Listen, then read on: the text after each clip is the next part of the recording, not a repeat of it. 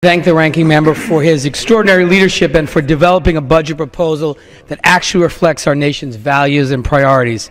Mr. Speaker, this Republican budget offered by my colleague from Wisconsin is another attempt to impose a failed economic theory on the American people. This budget would damage economic growth in the short term, and it disinvests in our future in the long term. It's absolutely the wrong course. Millions of Americans continue to struggle to find work. Congress should be investing in priorities that will create jobs. Priorities like education, rebuilding our crumbling infrastructure, and investing in advanced manufacturing and innovation that will help set the platform for a 21st century economy. The Ryan Republican budget does exactly the opposite. According to the nonpartisan Congressional Budget Office, compared to current law, the Ryan Republican budget would stifle our economic growth, reducing gross national product per capita by about 0.5% in each of the next 3 years. Let that sink in. If you're searching for work or struggling to get by in this difficult economy, the message from this budget is clear. It's about to get a whole lot worse. What could possibly be the rationale for this? To my colleagues who say we need to make this sacrifice in the short term so we can experience long-term economic gains, they have it backwards.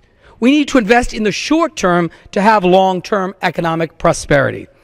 How does a budget that freezes Pell Grants and slashes funding for higher education by approximately $260 billion grow our economy in the long term? Our nation's infrastructure is the backbone of our economy, and it's essential to move goods and services in the short and long term. So how does a budget that cuts investments in transportation by $52 billion next year alone help our economy? How can you say a budget that singles out for elimination bipartisan programs like the Manufacturing Extension Partnership will boost our economy in the long term? A program that leverages federal funding to provide small and medium-sized manufacturers the capacity to grow, innovate, and prepare for a 21st century focus on advanced manufacturing? The answer is you can't. Let's be clear. This budget cuts from today and disinvests from tomorrow. And for what purpose?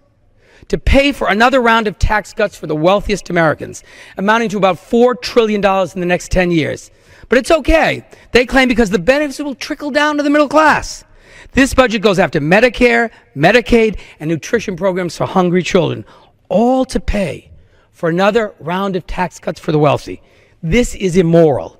And we know from past experience it's the wrong strategy for our economy.